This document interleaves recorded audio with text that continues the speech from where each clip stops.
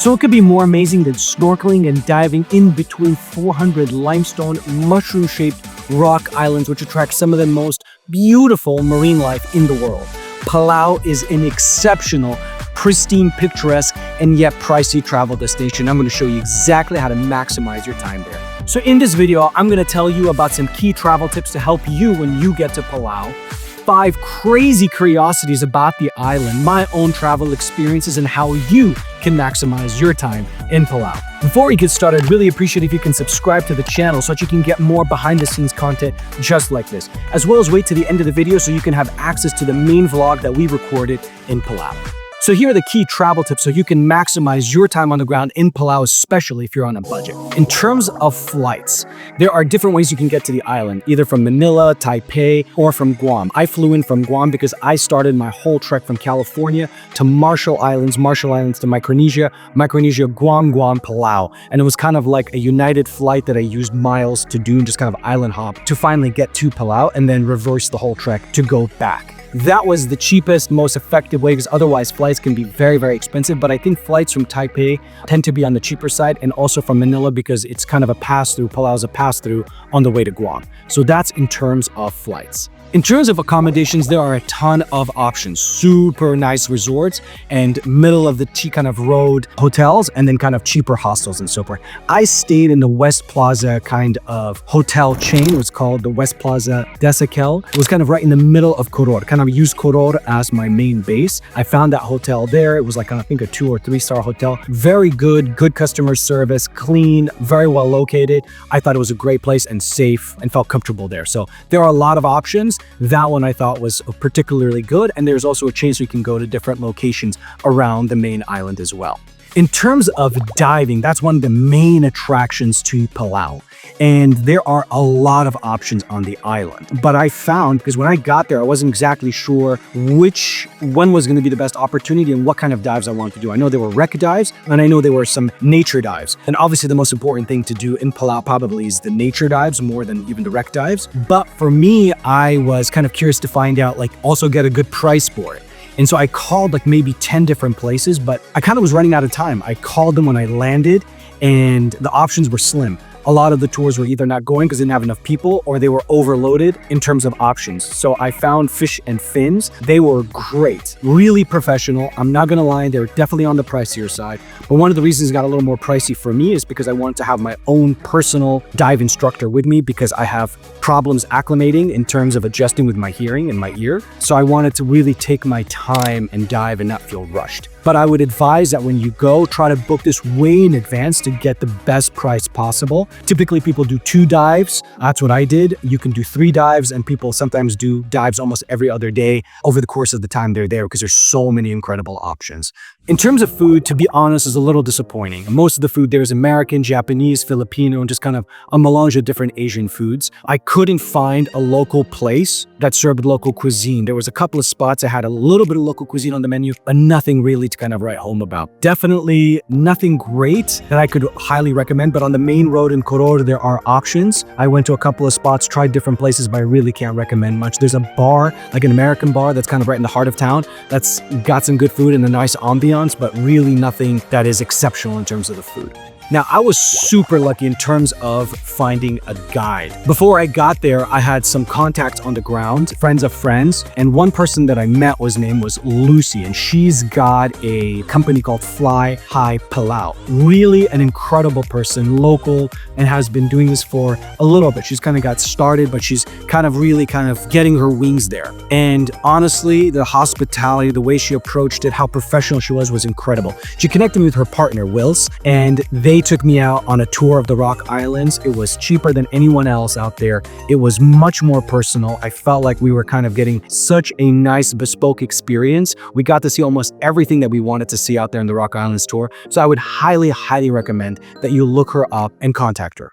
In terms of getting around Palau, or really kind of Koro, that main big city, and then the island itself, Lucy was super kind enough to rent me one of her cars. So I rented her car and was able to drive all the way around, and it's super safe. The roads are very, very smooth, easy to get around. Oddly enough, they drive on the British side of the road in terms of where the wheel is on the right side, but they drive on the right side of the road as well, like as if you're driving in America. So it can get a little bit confusing, but somehow it just kind of felt natural to be driving on the right side, and on the right side, you know, the wheel and so forth. So I felt very comfortable. It's a compact road that was built by the US, and it really kind of connects the whole island together, which I thought was awesome.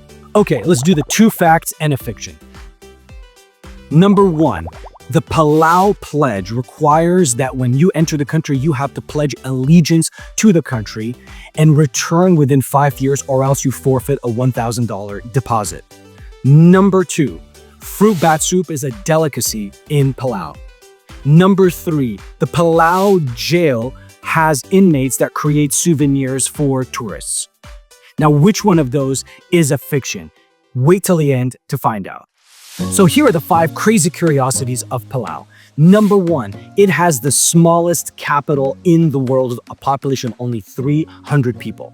Number 2, they have a lake called Jellyfish Lake, which has millions of yellow jellyfish that do not sting.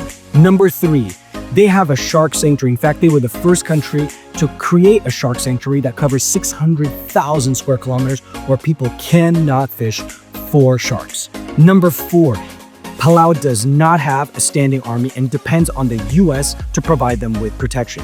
And number 5, Palau is a matrilineal society, as in the lineage of the whole family passes through the mother, not the father.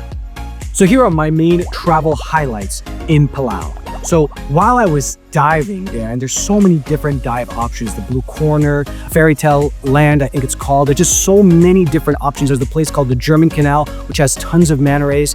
We were diving, and after seeing all these incredible fish, and one of the things that we did while we were diving is that there was a current, it's like a really strong current. So what they do is they kind of hook you into the coral with like a hook that doesn't damage the coral, and just kind of hook you in and the fish are just coming at you as if almost like a vacuum, and just kind of getting blitzed with all these incredible fish. And as we surfaced, I'm like, oh my God, this is just such an incredible experience. We just hit a pod of dolphins, and you could hear them underwater and so forth. Absolutely like incredible experience right there. There's just so much to see and do in terms of the beauty of the water around Palau. Another thing that was absolutely beautiful was exploring one of the waterfalls right off the compact road. I had gotten there at night, so I was a little spooked out because the sun was coming down. I was completely by myself. There was nobody there. After kind of trudging through all this thick foliage and going down, I finally found the waterfall, and it just felt like something out of Predator. Just absolutely beautiful just looking at this waterfall. And there's a bunch of waterfalls to really kind of explore in Palau because it has definitely elevation and it has a lot of rain. So you get some really beautiful waterfalls while you're there. After kind of like we wrapped up the tour of the Rock Islands, Wills really wanted to kind of share with us something that he's been doing generationally through his family and his family's, for forever, which is eating clams. And what they do and what he does is that he has a clam farm. So he took us to the clam farm, dived in, pulled out a clam. It's kind of sad, but it is what it is. They put the clam there and then was able to kind of knock on it, and it opened up, and he was able to kind of pry it open and get the meat of it, and then put a little bit of lemon, a little bit of soy sauce, and just kind of gave us a flavor and a taste for it. And it was just felt so raw and so kind of authentic of an experience in Palau. Really loved it, and his generosity was just something incredible. I have to say, the moment for me while I was there was really kind of on that Rock Island tour. We stopped in a place and they're like, hey guys, there's some sharks there if you guys want to swim with them. Like thinking like you're gonna literally swim with sharks. And these were like, reef sharks, black-tip sharks, and they were just swimming right around us. They weren't even baiting them. They were just sitting there swimming with us. And because the place is a shark sanctuary, there's such protections for them. And it was just such an incredible experience because you've got these predators who are kind of all around you, but they're leaving you alone and they're kind of in their own ecosystem. And it was just magical. I mean, the place is just unbelievable. And there's so much to do and see there. It was just incredible. Okay, now let's give you the answer to the two facts and a fiction. Yes, there is something called fruit bat soup. You can literally get it in certain places. A lot of people do it in their homes. I didn't have a chance to try it, but I heard it's meant to be pretty good. And yes, the only jail in Palau, obviously the population is only 20,000, so they only have one jail. The inmates there create these storyboard carvings, wood carvings, and they do sell it to the public. And no, the Palau Pledge is not about swearing allegiance to the country. It is more about you as a visitor doing your part to preserve the nature of the country for future generations. They stamp your passport, they make you sign it, and it's part of your commitment as a conscious tourist in the country. So I hope you found this video entertaining and useful for you. Please consider subscribing if you like what you saw so you can get more content like this for my different journeys that I'll be taking around the world. Also, if you have any comments of places I missed or things I should do next time I visit Palau, please post in the comments below. I want to create an exchange with you so we can really expand and make this an incredible community. In the meantime, thank you for watching. Stay curious, and I look forward to seeing you on my next journey.